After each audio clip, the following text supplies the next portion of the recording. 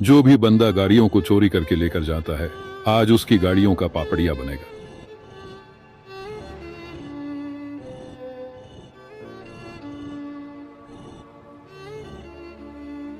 ये वाली गाड़ी चोरी की है, इसे देखने से पहले। बेटा, मुझे देखकर इग्नोर मत करना। इस बार जो भी एग्जाम में पास होना चाहता है मैं पास कर दूंगी, मगर मेरा भी एक काम करना होगा।